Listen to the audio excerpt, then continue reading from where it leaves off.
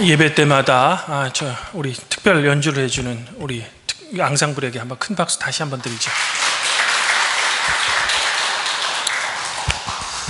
하나님 우리 아버지와 주 예수 그리스도로부터 오는 은혜와 평강이 오늘 주일 공동 예배에 참석하신 발복교회 성도님들, 그리고 각 가정에서 가정 예배를 들으시는 성도 여러분들과 함께하기를 바랍니다. 성도 여러분, 저는 이제 대학교 학부에서 생물학을 전공했습니다. 그런데 제가 과학 중에서 물리학이나 화학을 전공하지 않고 생물학을 저의 전공으로 선택했던 이유는, 물론 제가 생물을 좋아하긴 했지만 숨겨진 이유 한 가지가 있습니다.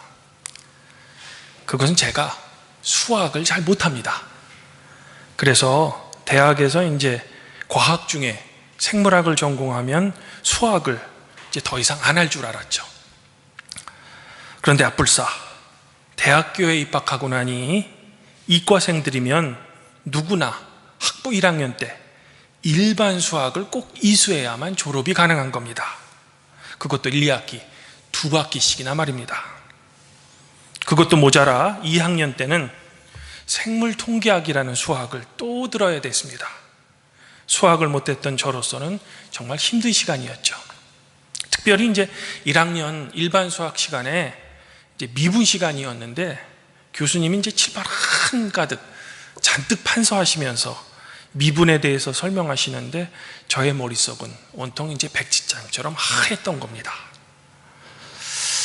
이처럼 수학 시간마다 중고등학교 그리고 고등학교, 대학교 때 수학 시간마다 저를 괴롭혔던 미분법이라는 수학을 발견한 인물로는 수학의 역사에서 두 사람을 꼽습니다.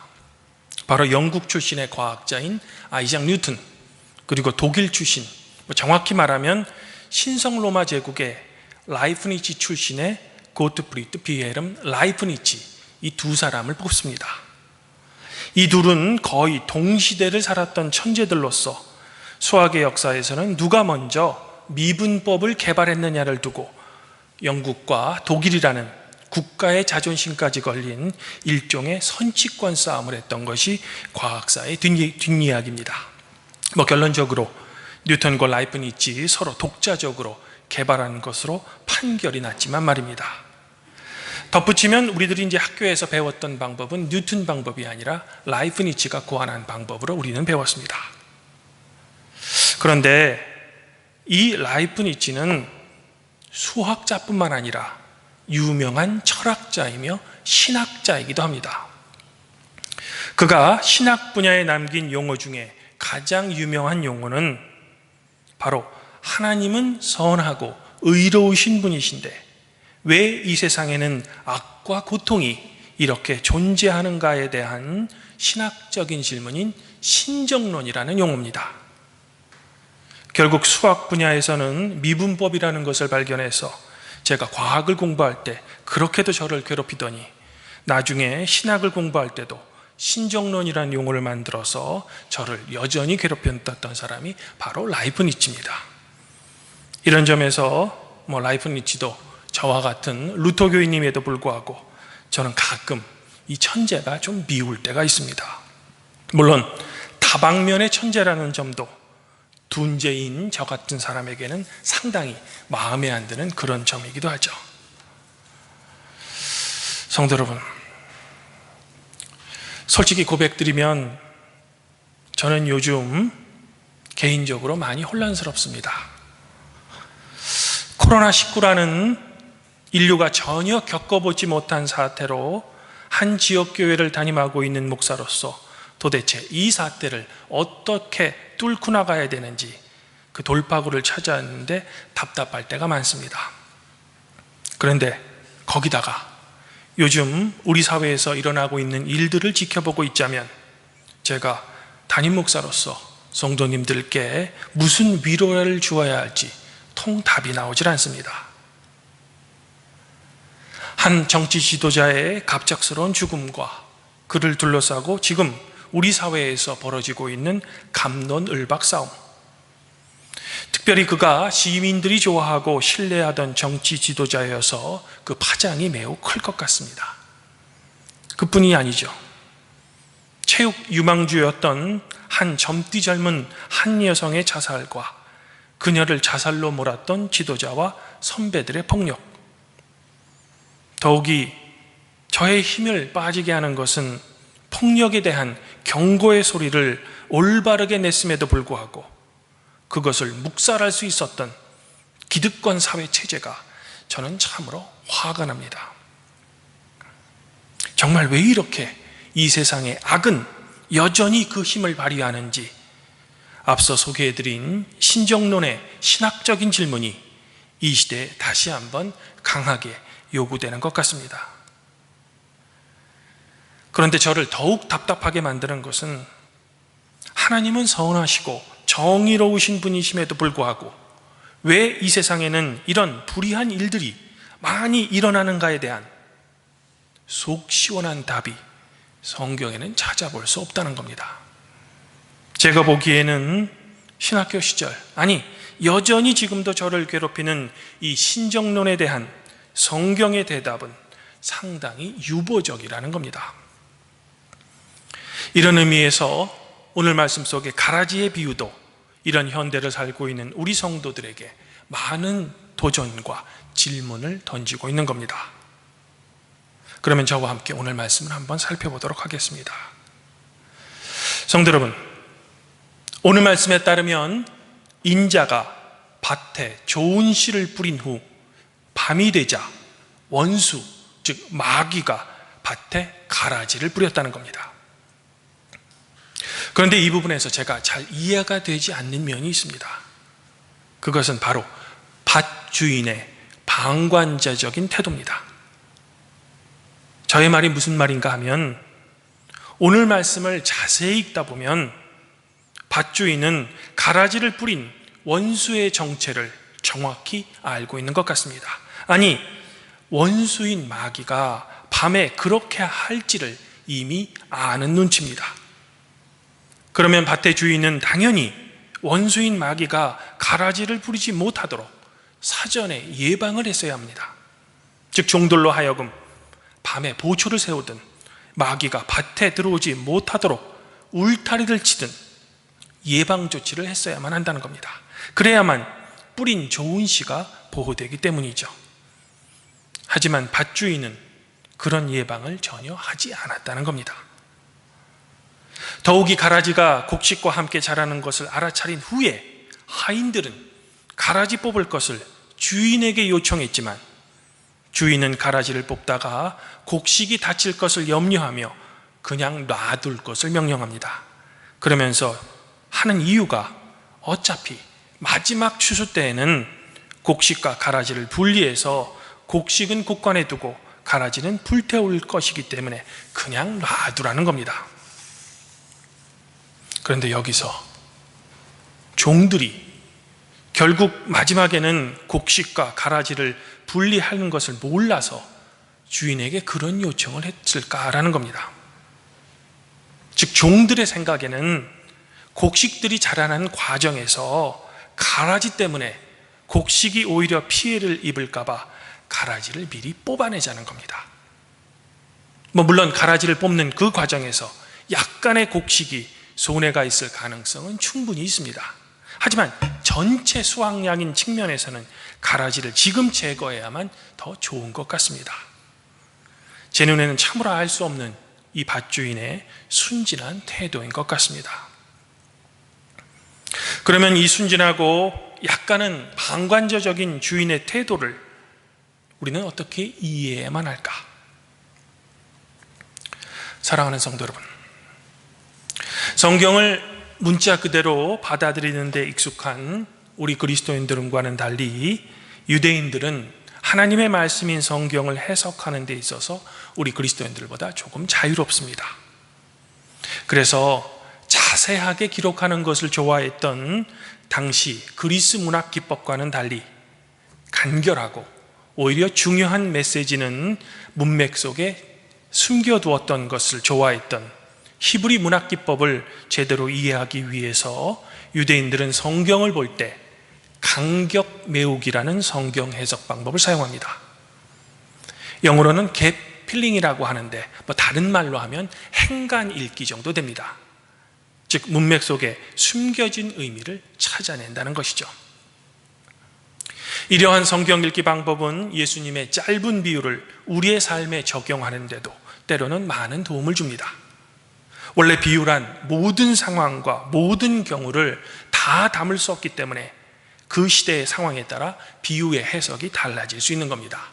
하긴 이런 이유 때문에 예수님의 비유가 시대를 뛰어넘는 하나님의 말씀이 될 수 있는 겁니다. 저는 오늘 예수님의 이 곡식과 가라지의 비유에서 앞서 제가 드린 질문에 대한 나름대로의 대답을 얻고자 오늘 한번 간격 메우기를 시도해 보고자 합니다. 물론 어디까지나 저의 경험을 통한 간격 메우기므로 어떤 성도님들에게는 좀 이상하거나 불편하게 들릴 수도 있습니다.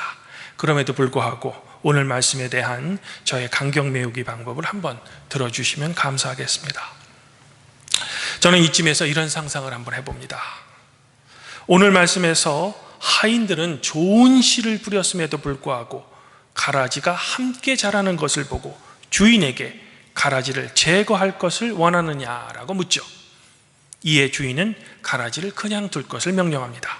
왜냐하면 가라지를 뽑다가 곡식 하나라도 다칠까 봐 염려되었기 때문이죠.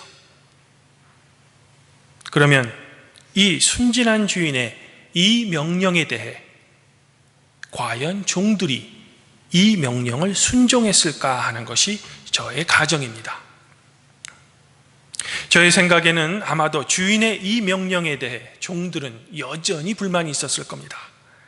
왜냐하면 곡식 하나라도 다칠까 봐 염려하는 주인의 마음은 충분히 이해되지만 그냥 놔두었다가는 곡식 전체가 가라지 때문에 망가질 수도 있기 때문입니다.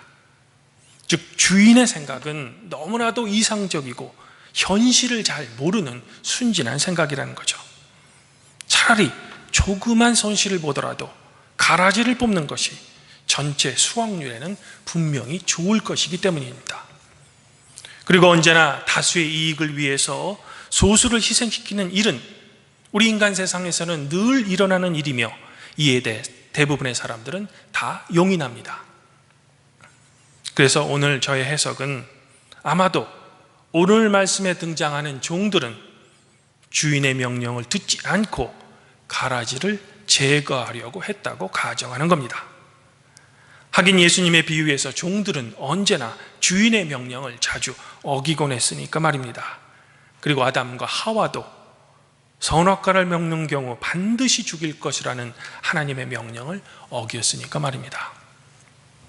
그런데 이 비유가 우리에게 주는 진짜 메시지는 주인은 종들이 이런 행동을 할 것을 미리 예상했다는 겁니다. 마치 원수가 가라지를 밭에 뿌려놓을 것을 미리 알았던 것처럼 말입니다. 그래서 주인은 곡식을 위해 가라지를 뽑는 종들에게 미리 알려준 겁니다. 즉 너희들이 곡식 전체의 수확량을 위해서 가라지를 제거하려는 것을 내가 이미 안다. 그러나 가라지를 뽑을 때 너희들이 어쩔 수 없는 희생이라고 하는 그 곡식 하나도 나에게는 중요하다라는 것을 생각해 달라는 겁니다. 99마리의 양도 중요하지만 잃어버린 한 마리의 양도 주님에게는 중요한 것처럼 말입니다. 성도 여러분, 바로 이 지점에서 예수님과 우리가 차이가 있는 겁니다. 즉 우리네 세상은 다수를 위해서 소수가 희생당하는 것은 어쩔 수 없는 것으로 받아들입니다. 이는 우리 인간의 역사를 통해 증명되죠. 하나를 희생시켜서 99를 얻는다면 하나가 희생당한들 어쩔 수 없는 희생이었다고 우리는 당연하게 받아들입니다. 그것이 우리 인간 세상의 경제 논리이기도 합니다.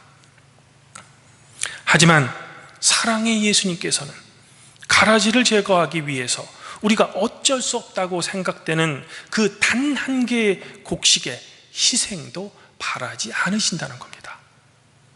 물론 이렇게 하기 위해서는 주인의 명령대로 가라지와 곡식을 추수, 즉 마지막 심판 때까지 그냥 놔둬야 합니다. 하지만 우리 인간 세상에는 도저히 그렇게 할 수가 없습니다. 악은 반드시 제거해야만 합니다. 곰팡이가 누룩 전체를 망가뜨리기 때문입니다.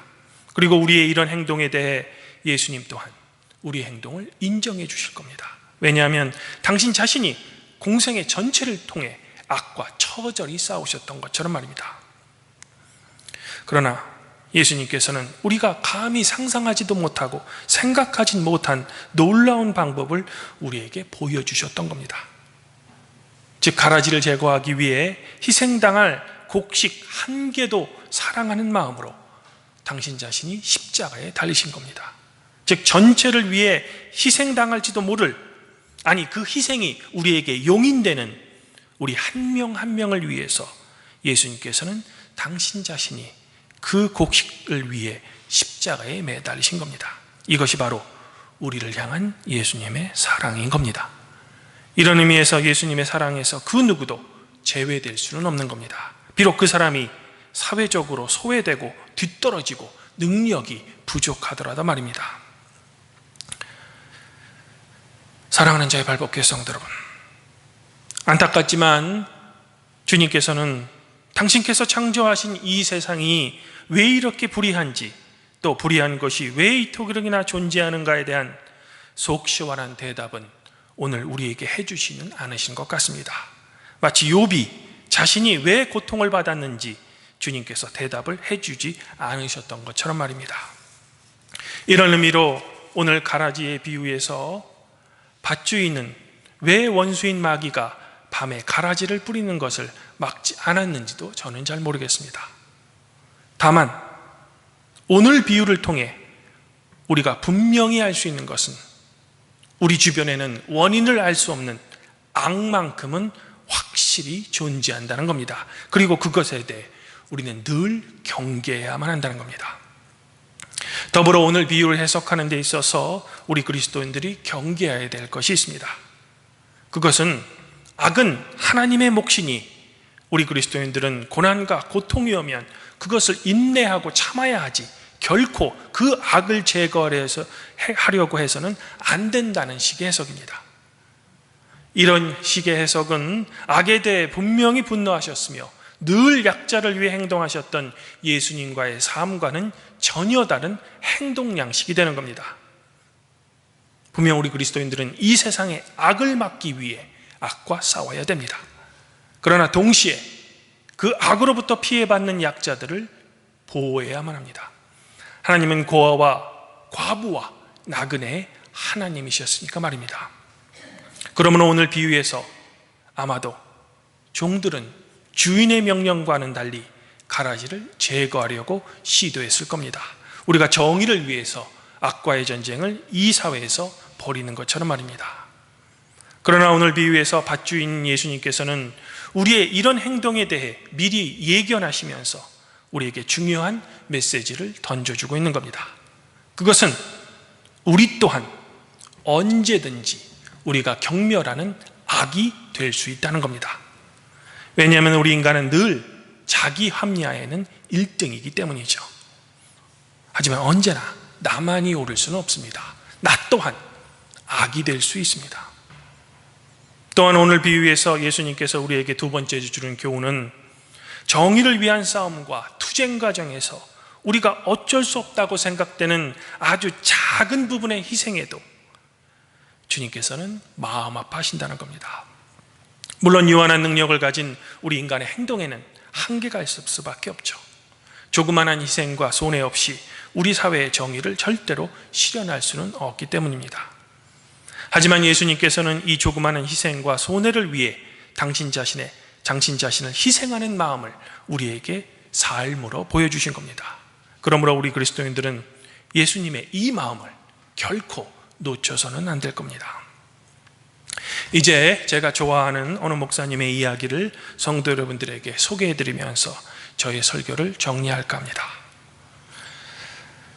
광화문에 촛불이 한참이던 때 불행하게도 불법적인 성희롱이 광화문에는 많았다고 합니다.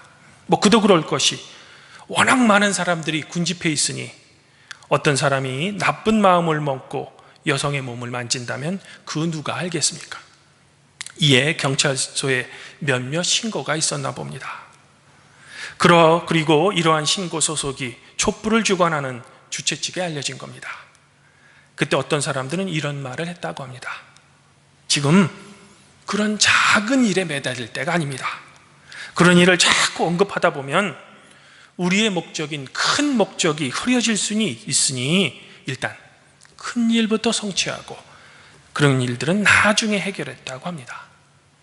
여러분들의 생각은 어떠십니까? 즉 잘못된 일이기는 하지만 그런 작은 것에 매달리다 보면 공동체 전체의 목표가 흐려질 수 있으니 일단 공동체 전체의 목표를 달성하고 나고 내부의 작은 불의는 덮어야 한다는 겁니다. 그리고 오히려 상대방이 이것을 역이용할 수 있으니 쉬쉬하자는 거죠. 하지만 이에 대해 그 목사님께서는 부당한 일을 그저 작은 일로 치부해버리는 사람들의 시선에 대해 지적하시면서 당신들 말대로 큰 일을 성취하는데 작은 일이라고 치부되는 일이 뒤로 미뤄지면 정권이 바뀐들 사람이 바뀌는 거지 정의가 바로 서는 것은 아니라고 평가하셨습니다. 하긴 인간의 역사에서 불의를 바꾸기 위해 시도했던 모든 사람들 또한 결국에는 자신의 욕심으로 또다시 불의해지는 것이 우리 인간의 한계이기도 하기 때문입니다. 주님 안에서 한 형제자매인 발복교회 성도 여러분, 우리는 늘 사회를 위해서, 조직을 위해서, 대의를 위해서, 그리고 우리가 사랑하는 교회를 위해서 작은 일이 소홀히 되거나 희생당하는 것을 어쩔 수 없다고 생각합니다. 이런 생각은 충분히 받아들여질 수 있으며 용인될 수 있는 일들입니다. 그러나 우리의 주님께서는 그것조차 우리가 돌보시기를 원하시고 계시는 겁니다. 그리고 이런 일들을 위해 주님이 십자가에 달리셨던 것처럼 우리의 희생을 주님께서는 소망하고 계시는 겁니다.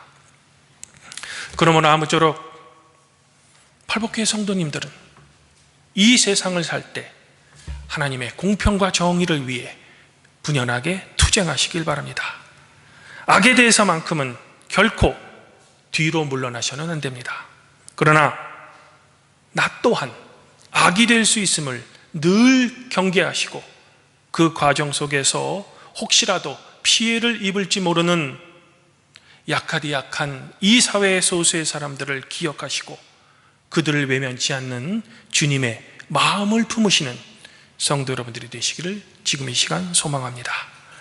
바라기는 무시되고 소외되고 버려지는 작은 것에도 마음 아파하시고 그것들에 애착을 갖는 예수님의 마음을 품는 발복교회의 성도 여러분들 자신과 여러분들 가정에 주님의 인자하심이 가득하기를 지금 이 시간 축원드립니다.